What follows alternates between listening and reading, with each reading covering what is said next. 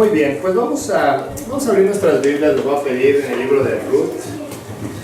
Y vamos a empezar con un pequeño proyecto esta mañana. Vamos a estudiar todo el libro de Ruth. No es un libro muy grande, son 4 capítulos. Y pues vamos a ir viendo toda la enseñanza que hay a lo largo de este libro. Muchas personas consideran el libro de Ruth como la mejor historia corta jamás escrita. Y bueno, pues esas personas que piensan eso, encontraron el libro de Ruth como una joya literaria. Y está muy bien eso, la Biblia tiene mucha historia, mucha literatura. Sin embargo, a nosotros nos toca encontrar la joya espiritual que hay detrás de este libro. Y bueno, vamos a ir viendo cómo en muchas ocasiones Dios habla en varios planos al mismo tiempo, ¿no? Cuando Dios narra historias o da enseñanzas, pues probablemente está la persona que escribió ese libro específico, está hablando de su experiencia, o probablemente está hablando del pueblo de Israel, o probablemente está hablando de cada uno de nosotros, lo que a nosotros nos tocaría, la manera en que nosotros podríamos aplicar esa enseñanza. Por ejemplo, los salmos, cuando David escribe la mayoría de los salmos, pues él habla de su situación, habla de Israel, habla de Jesús en muchas ocasiones, él narra lo que Jesús iba a aparecer en diferentes etapas en su vida. Entonces el libro de Ruth pues definitivamente está escrito en este mismo sentido. Es una historia que habla de un hombre llamado Booz, principalmente, con Ruth, y también habla de Noemí, habla de pues varios personajes, de un tal fulano que aparece por ahí también. También habla de cómo Dios le quería mostrar a Israel el profundo amor que él tenía por este pueblo. Y es una ilustración también del amor que Dios nos tiene a cada uno de nosotros. Entonces vamos a ir desarrollando esta historia. La verdad es que es un proyecto padrísimo, a mí me encanta este libro y ojalá que sea de bendición para todos nosotros. Entonces vamos a ir leyendo, en el capítulo 1 vamos a ir leyendo varios versículos el día de hoy. Va a ser nuestro único texto que vamos a ir leyendo esta mañana. Empezamos con los versículos 1 y 2. Aconteció en los días que gobernaban los jueces que hubo hambre en la tierra, y un varón de Belén de Judá fue a morar en los campos de Moab, él y su mujer y sus 2 hijos. El nombre de aquel varón era Elimelec y el de su mujer Noemi, y los nombres de sus hijos eran Malón y Kelión, efrateos de Belén de Judá. Llegaron pues a los campos de Moab y se quedaron ahí. Entonces vamos a trasladarnos a esta época, la época histórica de esta escena que Dios nos está planteando en su palabra. Esta época es una época en donde Israel todavía no estaba constituido como un reino. Ellos no tenían un rey. Dice el pasaje que la época de los jueces. Estamos ubicados en la región de Belén, la región en la cual unos cuantos años después habría un muchachito con un grupo de ovejas, cuidándolas y apacentándolas, David. Más adelante, unos 1100 años después, sería un lugar en donde estaban unos pastores cuidando a sus rebaños y de repente vieron una estrella y fueron a adorar al Mesías que había nacido. Es esta región en la cual se está desarrollando esta historia. Y es un periodo muy particular en la historia del pueblo de Israel, la época de los jueces.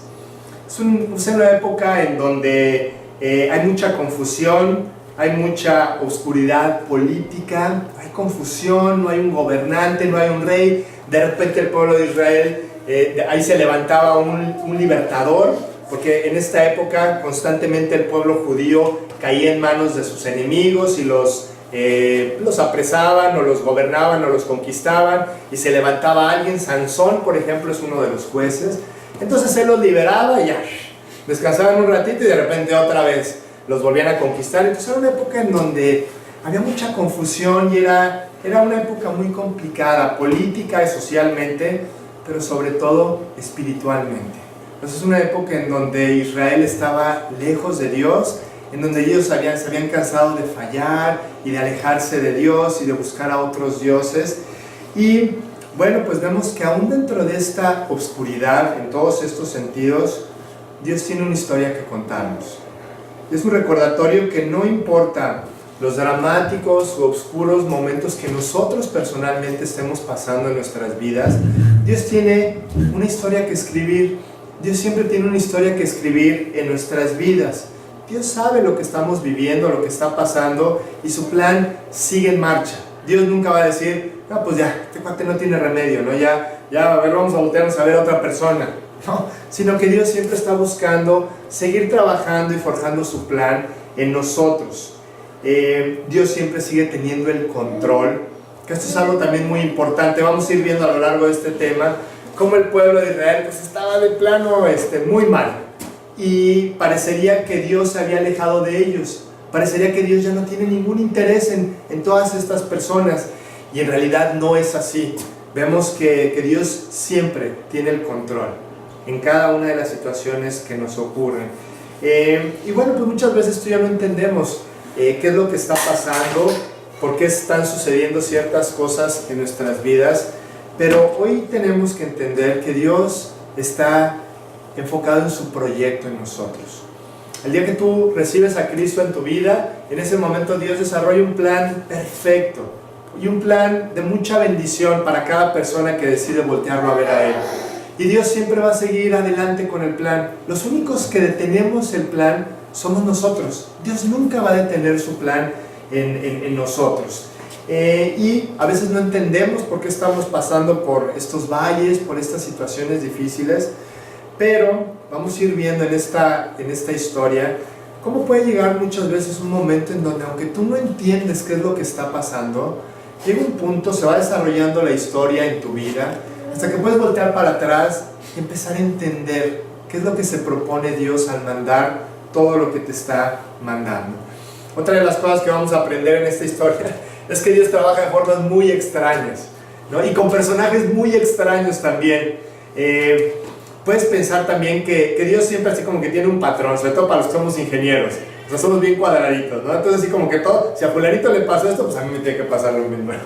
Y en realidad no es así. O sea, hay veces que a ti te pasan ciertas cosas y Dios trabaja de una forma y con otra persona va a ser totalmente diferente, porque Dios conoce a esa persona y te conoce a ti. Por eso las circunstancias nunca van a ser las mismas que las de tu vecino. Esto es importante entenderlo, porque a la hora de que tú tienes que tomar ciertas decisiones en tu vida, tú no te bases en lo que has visto en otras personas, sino que realmente Dios va a trabajar en ti de una manera específica. ¿Sabes por qué? Porque tú eres especial para Dios. Dios te considera una persona muy especial en lo particular, no en bola, no dentro de una gran multitud. Entonces, y otra de las cosas, finalmente, ya antes de entrar a nuestro pasaje, es que también podemos pensar que en la rutina no está pasando nada. ¿No? Me levanto el lunes en la mañana, hago el desayuno para los niños, los mando para la escuela, me voy al súper, llevo a recoger la casa, y como que no está pasando nada, y mañana es lo mismo, y el miércoles igual, y para nosotros, pues el lunes te levantas, desayunas, te bañas y vamos a la chamba. Trabajas todo el día, regresas en la tarde, cansado, haces 2 o 3 cosas y te duermes. Y el martes lo mismo. Y parecería que en la rutina no está pasando nada. En realidad, grandes cosas se están cocinando en lo ordinario, en la rutina. Dios está desarrollando su plan. Que tú y yo no lo veamos es otra cosa, pero Dios está desarrollando un plan en tu vida. Bueno, y esta época es una época que se desarrolla más o menos entre el año 1200 y 1020 antes de Jesucristo. Y bueno, pues el pasaje nos habla de que hay un periodo de hambre. Vamos a titular esta parte de nuestra enseñanza como el hambre que azotó a la ciudad de Belén. Entonces Dios decide traer este periodo, y se nos habla de un hombre que reaccionó de una manera particular, un hombre llamado Elimelec. Y pues ha de haber sido terrible la situación, ¿no? En todo un país padeciendo hambre. O sea, una cosa es que tú tengas alguna necesidad y bueno, pues a lo mejor te puedes apoyar con alguien que te eche la mano, que te dé trabajo o algo así. Pero aquí tú ves a toda una nación padeciendo hambre, con una situación bien difícil para todos ellos. Entonces, se nos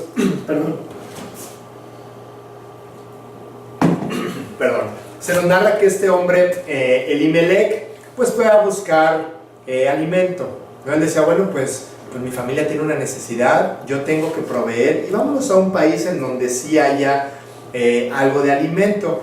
Y se los llevó, dice el pasaje, a los campos de Moab. Todo parece indicar que ellos iban solamente de una manera temporal, como nos pasa a muchos aquí, ¿no? Que vienes así por 1 año, 2 años y a la mera hora pasan 20 años y aquí sigues, ¿no? Igual, de esta manera él parece que temporalmente lo que quería él no era irse a explorar nuevas oportunidades de negocio, ¿no? Él quería comer y dijo, pues voy a ir a resolver el problema que en este momento yo tengo. Y bueno, pues lo lógico, pensó Elimelech, es que yo provea para mi familia y busque un lugar en donde haya pan. Eso es lo lógico. En Moab definitivamente él pensó que habría una mejor vida y decidió dejar la casa de pan. Eso significa Belén, es chistoso, porque la ciudad de Belén significa casa de pan. Y se fue de la casa de pan, ¿por qué? Porque no había pan, ¿no? Dios había permitido esta hambre. Y salir de Belén pues era realmente una decisión muy importante, una decisión que nosotros tenemos que analizar, y fue una mala decisión definitivamente. Si tú ya has leído toda la historia, bueno, pues ya sabes todo lo que pasó, lo vamos a ir comentando, pero finalmente fue una mala decisión por diferentes cosas. En primer lugar, porque dice la Biblia que hay un lugar en donde Dios bendice, ¿no? ¿Cuántas veces no hablamos aquí de que Dios tiene un plan para nuestras vidas? Lo entendemos perfectamente, pero yo te quiero decir hoy que ese plan tiene un componente geográfico también, ¿no? Realmente Dios, al ir diseñando ese plan para ti, también decidió el lugar en el que quiere que tú estés, en el lugar en el que Él te puede bendecir. Dios había sido muy claro años antes, cuando los estableció en la tierra prometida. Llegaron, conocemos la historia, ellos salen de Egipto, se establecen después de 40 años aproximadamente en esa tierra que era una bendición para este pueblo, donde había mucho fruto, había terrenos propicios para sus animales. Finalmente ellos se establecen ahí. Dios había sido muy claro que ese era el lugar de bendición. Dios le dijo al pueblo de Israel, yo aquí me comprometo a bendecirte, aquí vas a estar tú conmigo y aquí yo te voy a poder dar todo lo que en mi amor y misericordia tengo para ti. Pero este es el lugar en donde yo me comprometo. Y realmente al darles este lugar geográfico, los estaba llamando a tener una vida de obediencia, ¿no? Si ellos salían de ahí, Dios decía, van por ustedes mismos, van por su propia cuenta, ¿no? Y un buen ejemplo es lo que nosotros podemos hacer en muchas ocasiones. Tú sabes que yo voy a tomar mi decisión, ¿no? Me voy a ir no solamente a otro lugar, sino cualquier decisión que tú quieras. Y tú dices, yo la voy a tomar y después le voy a pedir a Dios que me bendiga, ¿no? Dios es un Dios bueno, ¿no? Dios me va a ayudar en todo lo que yo haga. ¿Sabes una cosa? Lo primero que tú tienes que hacer es pedirle a Dios que Él te guíe en la decisión. Y entonces Él te va a poder bendecir, ¿no? Si tú vas por la vida tomando tus propias decisiones, realmente dice la Biblia que nosotros vamos por nuestra propia cuenta, porque hay un lugar en donde Dios bendice, hay un lugar geográfico para la voluntad de Dios. Esto no lo entendió Elimelech. Él dijo, yo voy a conseguir comida para mi familia, es lo que yo necesito. Ellos pudieran perfectamente haber orado. ¿Cuántas veces en la historia ellos conocían la historia de su pueblo? Ellos sabían que en muchas ocasiones ellos habían estado apartados de Dios, sobre todo en la época de los jueces. Se apartaban de Dios, empezaban a hacer su rollo ellos solos, su vida, y de repente se acordaban, ay, Dios nos puede ayudar, ¿no? Entonces se ponían a orar, ¿y qué pasaba? Dios los ayudaba. Ese era el tiempo para hacer esto. Era lo que Elimelech tendría que haber hecho. La segunda razón por la cual fue una mala decisión es porque ellos les había dicho que no se juntaran con los moabitas, con ninguno de los pueblos que estaban ahí, no se mezclen con ellos, no porque Dios sea racista, ni porque Él no quiera que nos juntemos con la chusma, sino porque Él sabía lo que todos estos pueblos hacían. Él sabía que si ellos se mezclaban con ellos, iban a empezar a hacer lo que siempre pasaba. Empezaban a adorar a sus dioses, empezaban a sacrificar a sus hijos, a todos esos dioses. O sea, no estamos hablando de que los otros pueblos eran así religiosones, así medio alejados de lo que el pueblo judío creía, ¿no?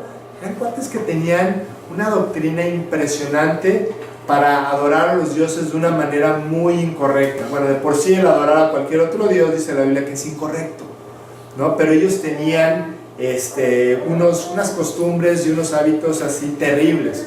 Entonces Dios les había dicho, no vayan a adorar, no vayan a mezclarse con esas personas, porque ellos adoran a sus dioses falsos. Ellos tienen prácticas equivocadas que no forman parte de una vida que Dios puede bendecir. Ellos lo tenían muy claro, ¿no? Ellos tenían muy claro que ellos tenían que permanecer dentro del pueblo de Dios. Era como Dios había marcado las reglas. Y bueno, ¿esto qué tiene que ver con nosotros? Tiene mucho que ver con nosotros. Tú puedes hacer cosas o acudir a lugares diciendo, a mí no me va a pasar nada, ¿no? Parte de mi testimonio es yo antes de conocer al Señor, yo tenía muchos problemas con el alcohol, ¿no? Y entonces cuando me convertí, la verdad Dios empezó a hacer ahí toda una revolución en mi vida. Y pues mis cuates, pues ellos seguían en sus cosas, ¿no? Entonces yo decía, bueno, pues hay que hablarles de Cristo a estos hombres, ¿no? Alguien les tiene que hablar, ¿no? Les tengo que platicar lo que pasó conmigo. Pero pues la única forma de hablarles era yendo al bar, ¿no? Porque pues ahí es donde yo veía a mis cuates, ¿no? Y dije, pues sí, pues seguramente Dios quiere que en el bar, y yo voy a ir a lo que voy, ¿no? O sea, voy a ir a decirles cómo Dios cambió mi vida. Pues imagínate cómo salía. No, o sea, ellos no salían muy convertidos, que digamos, la verdad, ¿no? Realmente yo no entendía esto, poco a poco lo fui entendiendo, y vale, también Dios tenía que trabajar en mi convicción, la verdad, ¿no? Pero, o sea, tú no puedes estar yendo a lugares, tú no puedes hacer cosas que, pensando que no te van a afectar, pensando que no vas a sufrir ninguna consecuencia. Sí, tenemos que cuidar todo lo que hacemos, todo lo que vemos en la televisión, las personas con las que hablamos, ¿no? Y todas las cosas que nosotros permitimos, realmente tenemos que analizarlas y entender. Yo te aseguro que Elimelech dijo, no, nosotros vamos a ir y pues como familia nos vamos a establecer ahí. La idea es comer, ¿no? Es la única idea que tenemos, pero no va a haber ningún problema, no nos va a pasar nada en ese lugar. Y realmente no era así. Él no entendió una cosa que es muy importante. Ay, gracias, Fina. Que... les voy a poner una peliculita aquí. Gracias, Fina. Realmente él no entendió una cosa que es muy importante. Que todos somos influenciables y somos influyentes. Todos somos influenciables e influyentes. La gente que está alrededor de ti, a veces no te das cuenta, pero un simple comentario, una simple mirada, realmente eso causa una influencia en ti. Entonces, es importante que nosotros fomentemos estas amistades y estas relaciones que nos alienten en nuestra vida espiritual, que nos ayuden, que nos ayuden a crecer, que nos ayuden a estar en lo correcto, en las cosas que tienen que ver con Dios. Eso es lo más importante, ¿no? Y bueno, ahora estamos hablando mal de Elimelech, ¿no? Ya nos lo comimos al pobre Elimelech, pero bueno, realmente antes de ponernos como jueces como él, o sea, sí tenemos que entender la situación también, ¿no? O sea, tenemos que entender que él tenía una presión muy grande. Tú imagínate, teniendo a tus hijos seguramente jóvenes o chicos, sin tener un trabajo, sin tener alimento. O sea, realmente tenía una responsabilidad muy importante, ¿no? De darles alimento a su familia. Pero, ¿sabes? Él tenía que obedecer y tenía que orar y que poner esto en manos de Dios, y Dios le iba a proveer. Esa fue la mala decisión que él tomó. La mala decisión no fue buscar la forma de alimentar a su familia. O sea, finalmente estamos en una vida, estamos en un mundo en donde pues tenemos que encontrar la forma de cubrir todas las necesidades que tenemos en todos los sentidos. Sin embargo, lo primero que tenemos que hacer es acudir a Dios y que Él nos dé la guía, que Él nos vaya enseñando cómo poder solventar, cómo poder cubrir todas esas necesidades que tenemos. Él hizo lo lógico, pero no hizo lo correcto. No hagan lo lógico, hagan lo correcto. A veces la lógica del hombre no es la misma que la lógica de Dios. La lógica de Dios a veces sí se empalma, pero a veces son diferentes. Entonces, bueno, pues ellos deciden, vámonos, vamos a alistar maletas. Digamos que aquí está Belén, Pero se lo voy a poner de su lado. Aquí está Belén, aquí está el Mar Muerto y aquí está Moab. Entonces ellos nomás le dieron la vuelta al Mar Muerto para llegar a este lugar en donde definitivamente pues había mayores posibilidades de conseguir alimento. Ellos, como yo les comentaba, muy probablemente se fueron por un tiempo, pero aquí nos dice el versículo 2 que se quedaron ahí, echaron raíces y se quedaron ahí. Era una planicie fértil y bueno, pues aunque era una planicie fértil, al establecerse ahí se cierra la llave de la gracia de Dios. Y bueno, vamos a los siguientes versículos. Versículo 3. Y murió Elimelec, marido de Noemí, y quedó ella con sus 2 hijos. Se muere el esposo, los cuales tomaron para sí mujeres moabitas. El nombre de una era Orfa y el nombre de la otra Ruth. Y habitaron allí unos 10 años. Y murieron también los 2, Malón y Kelión, quedando así la mujer desamparada de sus 2 hijos y de su marido. Aquí entramos a la parte del duelo que nos narra este pasaje. Y pues vaya manera de comenzar nuestra historia, ¿no? Imagínate toda la ilusión de este hombre que tenía de poder proveer para su familia. Los que somos papás aquí entendemos cómo lo que se siente el poder proveer para tu familia, ¿no? La necesidad, así como para las mamás, el dedicarte a tu casa, a los hijos, el cuidarlos, es algo que te llena mucho cuando tú ves que está bien, cuando ves que las cosas se están dando. Te preocupa mucho si las cosas no están bien en casa o con tus hijos.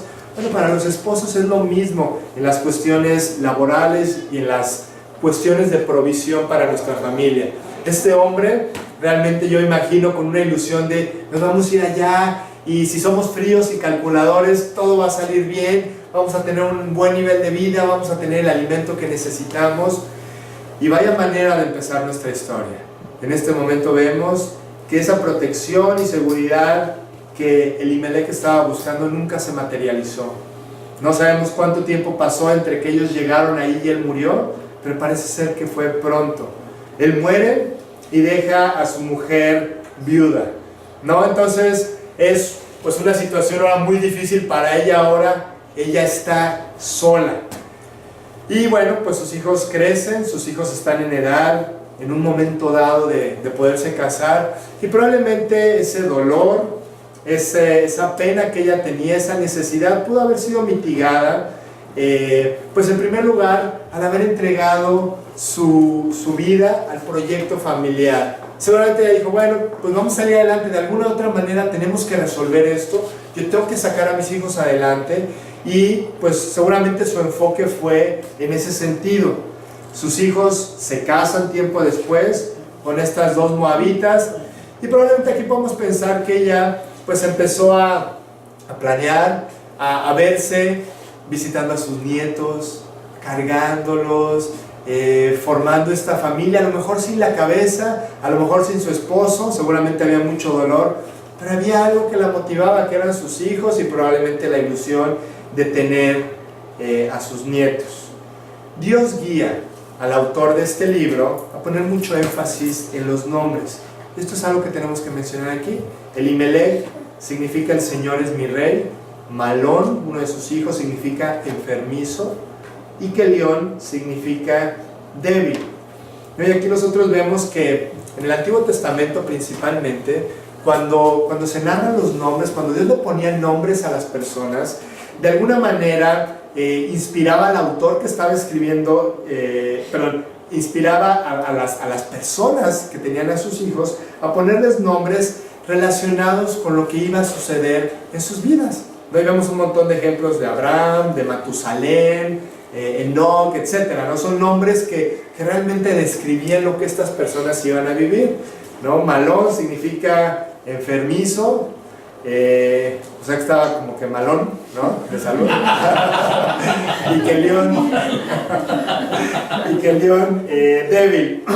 Bueno, esto es lo que iba a suceder en la vida de estos muchachos. Ellos tuvieron una muerte prematura. Y ahora imagínate la situación de Noemí. Ya no solamente no iba a haber nietos, sino que tampoco iba a haber hijos. Sus hijos mueren, no se nos narra tampoco cómo, pero ellos mueren y ahora vemos una mujer totalmente desamparada. ¿no? Ya sin esposo, ya sin hijos, solamente con sus 2 nueras. Ellas vivieron probablemente, bueno, más de 10 años cerca de la mamá, de los hijos. Ellos mueren. Y bueno, pues aquí tenemos que aprender algo que es muy importante, muchachos. Tenemos que aprender la doctrina del sufrimiento. El dolor y la tristeza nos va a alcanzar en esta vida, y esto creo que lo hemos comentado últimamente. Pero es bueno poderlo digerir, realmente entender que Dios no es un seguro de vida, en donde tú puedes estar seguro de que todo te va a salir bien y de que no vas a tener ningún problema porque Dios está conmigo. Dios estaba con esta familia, Dios estaba buscándolos, y el desenlace de la historia es precioso. Tú ves que Dios siempre estuvo con ellos, Dios siempre está contigo. Eso no significa que las cosas siempre van a salir bien. Y sí creo que es importante que entendamos esta doctrina, porque cuando hay muchas personas el día de hoy apartadas de Dios, porque no les salieron las cosas como ellos querían o como ellos planeaban, fueron los primeros en decir: oye, me está saliendo esto mal, hay problemas en mi vida, pues yo aviento la toalla. No, yo ya no juego, yo así no juego porque Dios me fallaste. Dios no le falla a nadie, Dios no le falla absolutamente a nadie. Todo es parte del plan, todo lo que pasa es parte del plan. A todos nos toca nuestra cuota de sufrimiento, de separaciones, de bendición, de abundancia. O sea, no todo es malo, por supuesto, tampoco, ¿no? Pero sí es importante entender que a todos nos toca esta cuota. Tú ves a los creyentes del primer siglo, ellos veían a sus vecinos, a sus hijos, a sus papás, a sus familiares ser lanzados al foso de los leones, y los veían morir en el Coliseo romano. Si realmente Dios nos enseña en su palabra que nosotros vamos a tener esta cuota en nuestra vida. Dios, ¿y por qué tenemos que sufrir? ¿Por qué tenemos que pasar por estas cosas? Para que apreciemos el cielo, para que tú aprendas a anhelar el cielo, para que tú aprendas a entender que en el cielo todas las cosas van a ser preciosas, y que tú vivas una vida de tal forma que estés anhelando estar un día en la presencia de Dios, y que Dios te abrace y te diga: bien, buen siervo y fiel, hiciste las cosas bien, hijo, hiciste el trabajo que yo te pedí, qué bueno. Realmente nosotros tenemos que entender, como finalmente lo entendió Noemí. Ella en este momento no entendía nada. En este momento ella tenía una confusión, ella se preguntaba tantas cosas: ¿por qué a mí? ¿Por qué me está pasando esto? ¿Por qué si había ilusión de mi marido y darnos alimento, y había ilusión de tener familia y mis nietos, y ahora por qué no pasa nada? ¿Por qué ya todo se acabó? Totalmente desesperanzada esta mujer. Ella después entendió por qué estaban pasando todas estas cosas, ¿no? Y aparte ella era una extranjera, o sea, la situación de ella es así tremenda, y Dios en muchas ocasiones hace esto, nos pone ejemplos extremos para que nosotros entendamos la realidad de Él. Ella es una mujer extranjera, sola, sin la cultura, sin las costumbres, sin su familia, o sea, todo patrapeado, la verdad.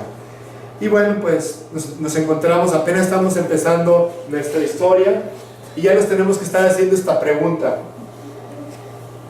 ¿habrá forma de que las cosas cambien? ¿Habrá forma de que esta mujer salga adelante? La verdad, con la información que tenemos en este momento, podríamos decir: no way.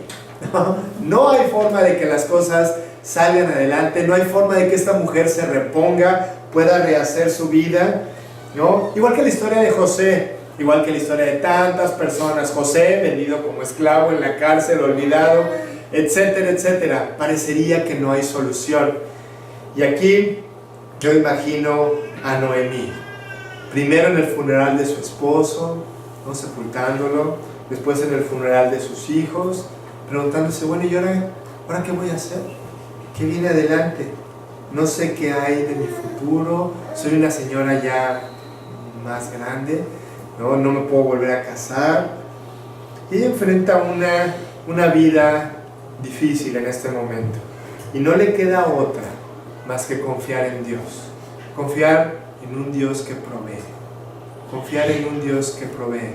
Ella en este momento, como en ocasiones nos ocurre a nosotros, se nos acabaron el dinero, las palancas, las habilidades, los conocimientos, se nos acabó todo y Dios lo usa esto para que nosotros aprendamos a voltear, a ver a la única solución que en realidad siempre tenemos. La única solución en tu vida siempre se llama Dios. Yo sé que tú puedes resolver muchas cosas, yo sé que tú has resuelto muchas cosas en tu vida, todos lo hemos hecho, pero ¿sabes? El verdadero problema, o sea, cuando hay situaciones en nuestras vidas y tú las resuelves por tus propios medios, la solución ya está y el problema ya se resolvió, pero te perdiste la gran oportunidad de ver la mano de Dios trabajando en tu vida. Entonces realmente la única solución siempre se llama Dios, para que tú tengas el paquete completo, no nomás para que se resuelva tu bronca, sino también para que recibas la bendición de Dios y para que tú puedas ver que hay una mano invisible trabajando en tu vida y ayudándote y guardándote en todo lo que tú enfrentas. Y bueno, y en este momento yo me imagino preguntándose si habría sido una buena idea salirse de la ciudad, ¿no? Yo no sé cómo, no sabemos cómo fue la situación entre ellos. Probablemente él llegó un día y le dijo: Noemí, vámonos, ¿no? Y ella: no, espérate, ¿cómo que nos vamos? Oye, pero si este es el lugar en donde Dios nos trajo. No, allá ya me dijeron que está súper bien, un cuate se fue, hay chamba, hay pan, hay abundancia, vámonos para allá. Ya diciéndole: oye, Elimelech, vente, vamos a quedarnos aquí, Dios nos ha guardado, nos ha cuidado, y pues mejor vamos a tomar las cosas con calma, ¿no? O a lo mejor fue al revés, a lo mejor él decía, se rascaba la cabeza, ¿no?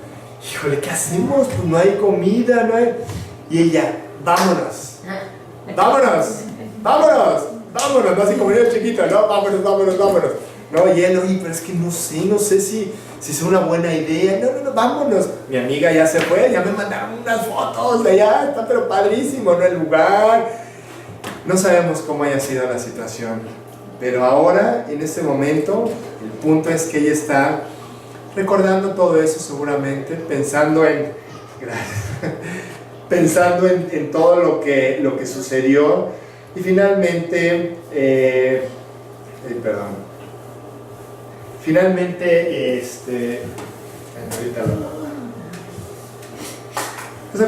ella con una confusión definitivamente muy fuerte, y ahora pues recordando el pasado, pensando en lo que ha habido en todos estos años, y pues viendo hacia un futuro totalmente incierto, un futuro en donde ella no sabe nada que va a pasar. Yo conozco la historia, yo ya sé cómo se desarrolló toda, pero ella no lo sabía, ni tampoco Ruth, ni Noemí, ni Orfa, la otra muchacha. Y bueno, otra de las cosas es que era una vergüenza que su línea familiar terminara. Eso es lo que estaba pasando, ¿no? En el tiempo de los judíos, tú sabías quién era tu ancestro, ¿no? De hacía 15 generaciones. Ellos tenían la línea familiar bien establecida, sabías quién era tu papá, tu abuelito, tu bisabuelito, tu tatarabuelito y todos los tataras que siguen para arriba, ¿no? Todos, tú sabías quiénes eran todos, porque era muy importante, ¿no? Por eso tú ves en las genealogías, Dios pone mucho énfasis en estas líneas genealógicas, ¿no? Adán tuvo un hijo que se llamaba fulanito y tuvo un hijo que se llamaba fulanito, y así, ellos era muy importante su línea familiar. Ella estaba perdiendo su línea familiar en este momento, y era causa de vergüenza muy particular en el pueblo de Israel que tu línea familiar se terminara. Ella era demasiado grande para volverse a casar, y bueno, pues si hay una solución en este momento, tiene que ser obra de Dios. Con todas estas circunstancias, nomás Dios la podía sacar adelante. Vámonos al regreso. Entonces ella dice: bueno, pues con toda esta situación, pues ya que estoy haciendo aquí, ¿no? No tengo ni familia, no tengo ni esposo, no tengo hijos, pues yo creo que es tiempo de que empaque mis chivas y vámonos de regreso, ¿no? Vámonos, por lo menos ahí está mi familia, ahí está mi cultura, allá yo sé más o menos cómo moverme y qué hacer. Entonces él se regresa, versículo 6, se lo voy a tener que leer yo porque esta cosa no jala.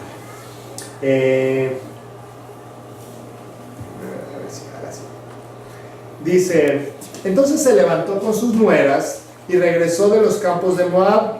porque oyó en el campo de Moab que Jehová había visitado a su pueblo para darles pan. Salió pues del lugar donde había estado, y con ella sus 2 nueras, y comenzaron a caminar para volverse a la tierra de Judá.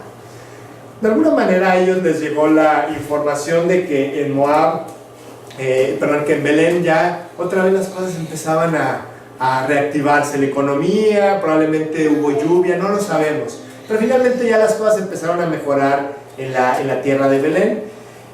Y había en este momento, sale un rayito de luz dentro de todas estas tinieblas que esta mujer está viviendo, y dice, bueno, pues por lo menos, porque muy probablemente ella estaba padeciendo hambre, porque ella decide regresar para ver si hay alimento allá. Dios está proveyendo, le dicen, y pues es tiempo de regresar. Cuando tú y yo leemos estas historias acerca de la provisión, regularmente no nos ponemos el saco nosotros, regularmente no apropiamos la situación que ella está viviendo. ¿Por qué? Porque tú fuiste al súper la semana pasada, faltaba algo de comida, al contrario, ¿no? O sea, si quieres comprar un jamón, hay 127 tipos de jamón, ¿no? Y queso, y todo lo que los productos que hay. O sea, realmente hay mucha abundancia. Y es difícil para nosotros entender la escasez en una situación como esta. Pero hay lugares en donde el día de hoy hay mucha gente que está padeciendo de la misma manera que ella. Y sabes,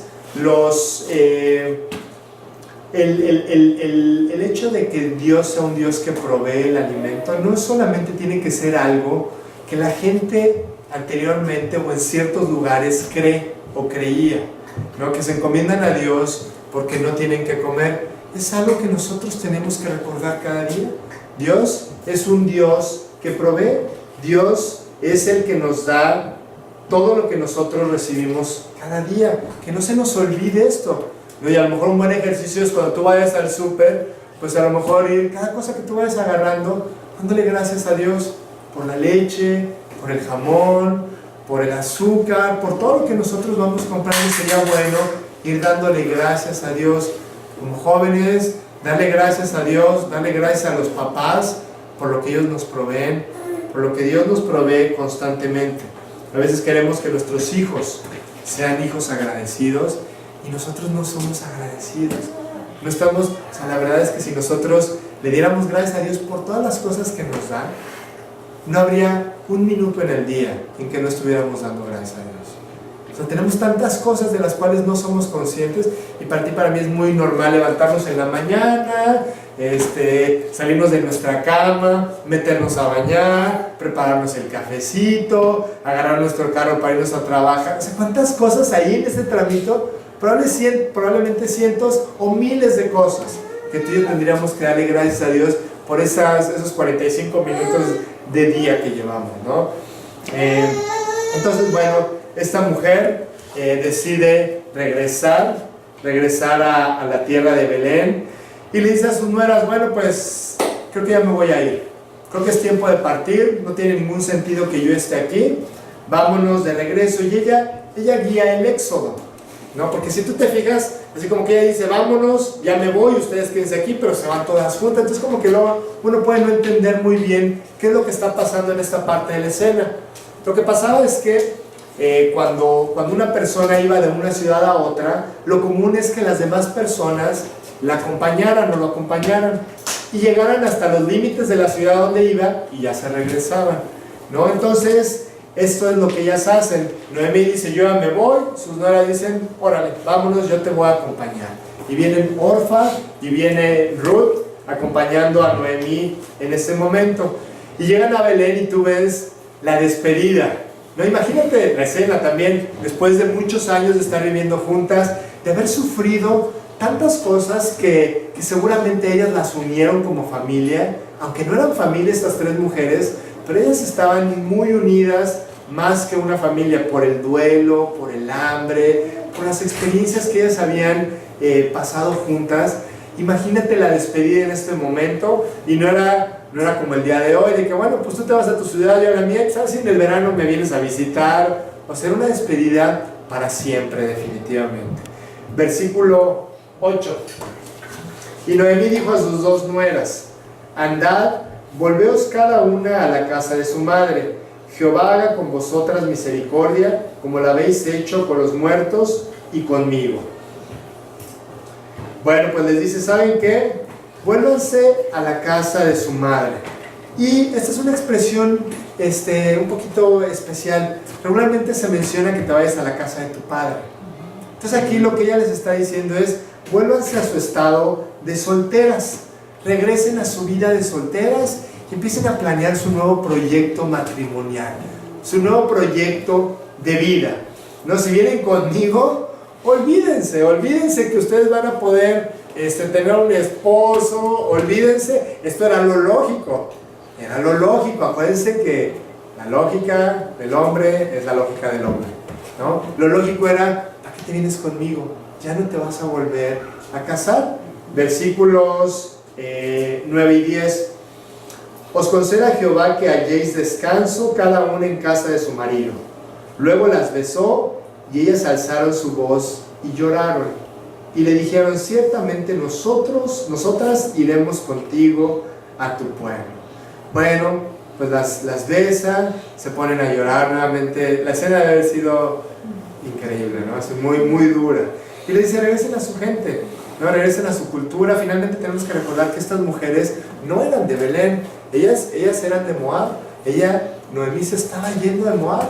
Entonces les dice, o sea, no hace ningún sentido que vengan conmigo por su estado matrimonial. Ustedes ya son viudas, son jóvenes, vayan a hacer su vida, están con su familia, con sus amigos, con su gente, su cultura, su comida, su idioma, absolutamente todo.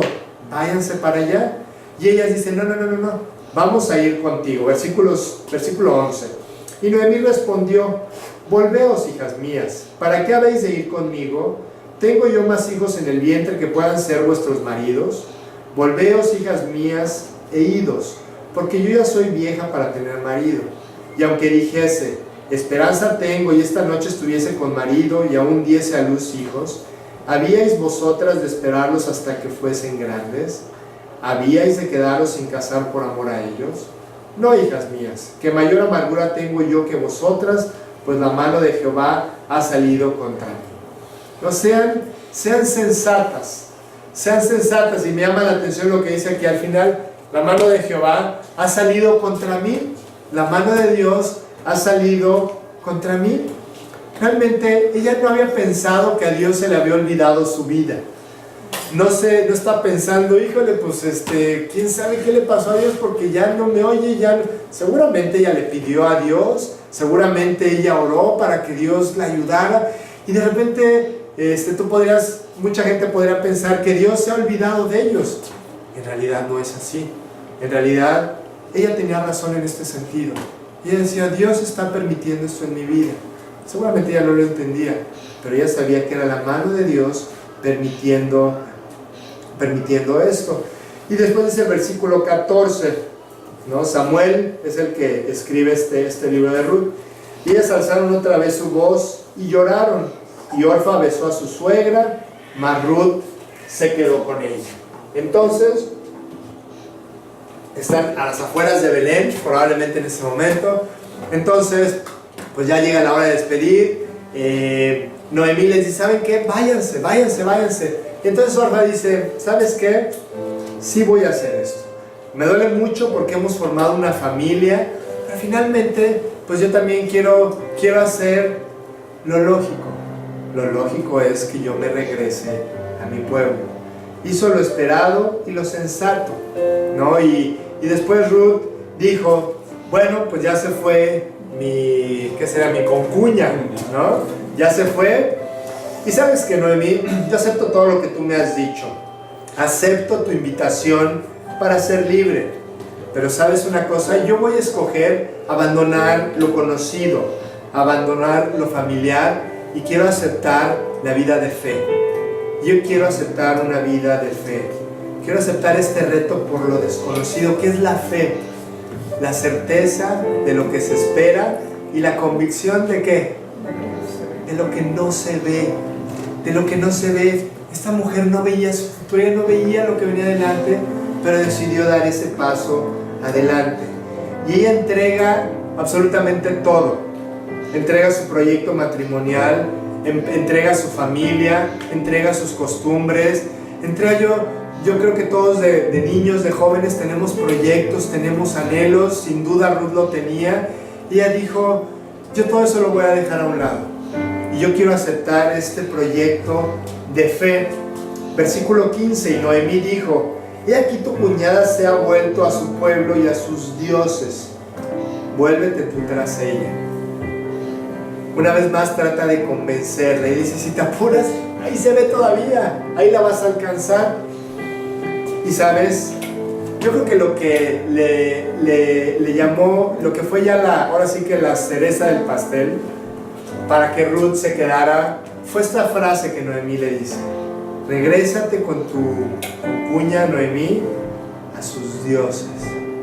Y yo estoy seguro que Ruth dijo, eso sí no, yo no quiero más eso en mi vida. Yo no quiero más una vida solamente de religiosidad, solamente de seguir ciertas costumbres. Yo no quiero llegar a mi casa y hacer la misma rutina de siempre, en donde, aunque yo tengo ciertas creencias, aunque creo en ciertas personas o en ciertas cosas, yo sigo con una vida vacía. Este es el secreto de la Biblia, muchachos. El Dios que nos presenta la Biblia no es un Dios que tiene una serie de reglas que tú tienes que hacer y que tienes que cumplir, y tienes una lista de cosas que puedes hacer y una lista de cosas que no puedes hacer. Este no es el Dios de la Biblia. El Dios de la Biblia es un Dios real que realmente se compromete a cambiar el corazón de cada uno de nosotros. El corazón de Ruth había cambiado. Ella era una persona diferente desde que había puesto su confianza y su esperanza en Dios. Y ella, al escuchar esta frase, regrésate con tus dioses, ella dice, pero por supuesto que no. Eso es lo último que yo voy a hacer en mi vida. Yo no me voy a regresar a esa vida que yo tenía antes, en donde había vacío y en donde había desesperanza.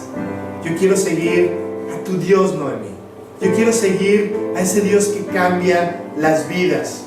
¿Cuántas veces no tenemos arraigadas tantas cosas en nosotros que fueron heredadas o que fueron enseñadas cuando fuimos niños, jóvenes o inclusive adultos? Y a la hora que escuchamos el Evangelio nos cuesta tanto trabajo entenderlo, porque traemos esas cosas arraigadas, esas cosas de religiosidad. Esta mujer se desarraiga de todas sus costumbres, de todas sus ideas, de todos sus proyectos, y Ruth el día de hoy decide creer. Ella toma la decisión de creer.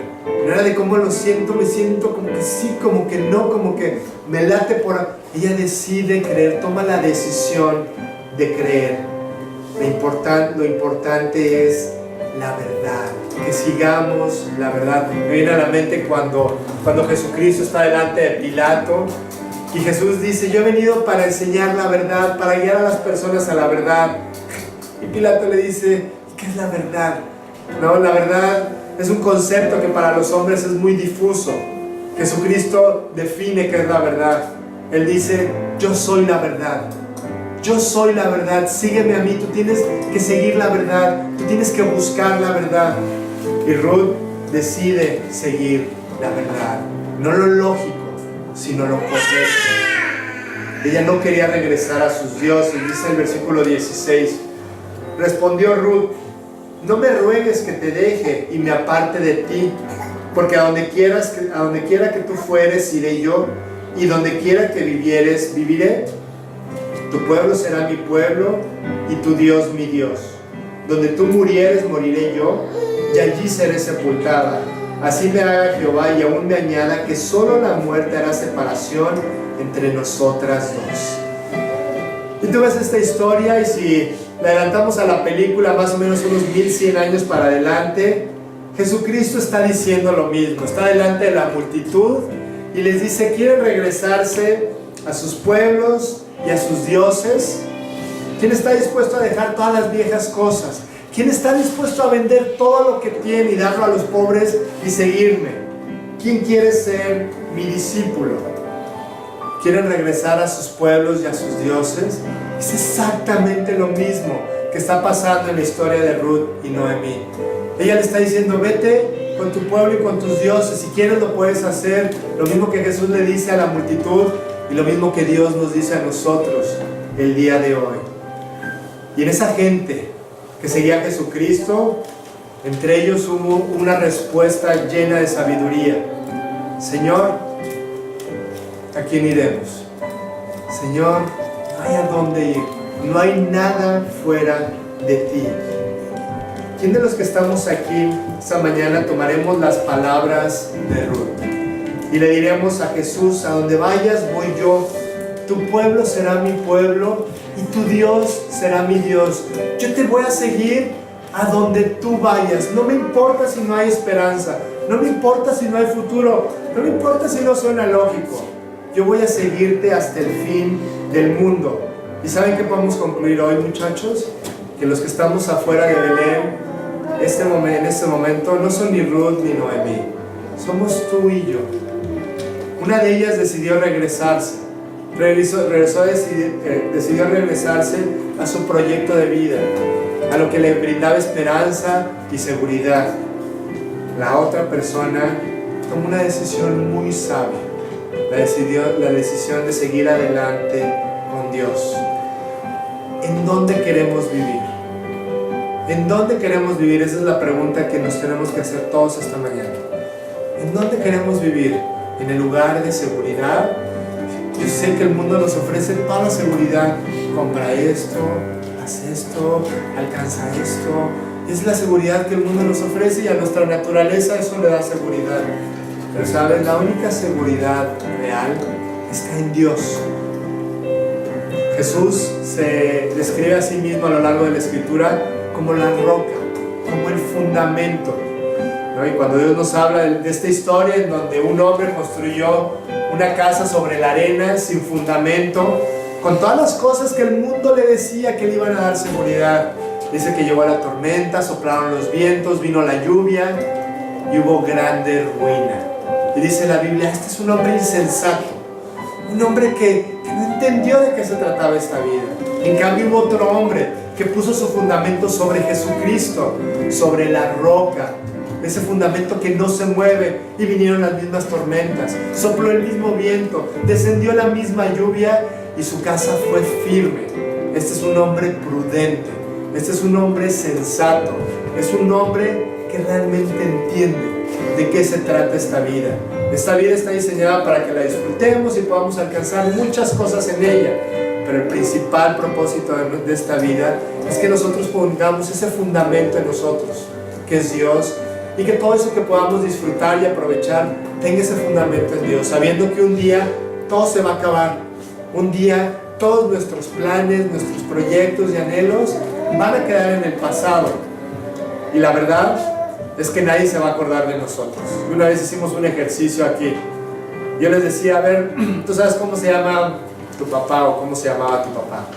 No, pues todo el mundo sí. ¿Y cómo se llamaba tu abuelito? Sí, también, ¿no? ¿Y tu bisabuelito? ¿Y tu tatarabuelito? Ya para la cuarta generación ya casi nadie nos acordamos, ¿no? Y esa persona hace 4 generaciones, tuvo sueños, tuvo proyectos, ya tiene muchos años que no está. Y ya nadie se acuerda de esa persona, ¿no? Entonces, ¿qué tanto tiene sentido el estar viviendo aferrado a las cosas de este mundo? Sabiendo que, como la Biblia dice, nuestra vida es como neblina que pasa, que pronto se va a terminar. Entonces, esta mujer decidió vivir por su proyecto de fe. Ruth, no me quiero adelantar a la conclusión, no dejen de venir por favor, porque la conclusión es así padrísima. O sea, realmente tú ves que la vida de esta mujer es una vida que permaneció por siempre. Ella está en el árbol genealógico de Jesucristo. Ella es la abuelita de David, ¿no? La bisabuelita, ¿sí, no? La bisabuelita de David, ¿no? Entonces tú ves que, bueno, ya les dije, sí, se casó al final. Ya les conté la película al final. Pero bueno, o sea, realmente tú ves que la vida de esta mujer fue preciosamente usada por Dios, porque decidió creer delante de lo desconocido. Ella no sabía que venía. ¿Vale? Entonces vamos a terminar aquí. Lean el libro de Ruth. En esta semana echen una leidita, vamos a ir viendo. No vamos a estar, si Dios quiere, como unas 6 semanas en estudiar todo el libro.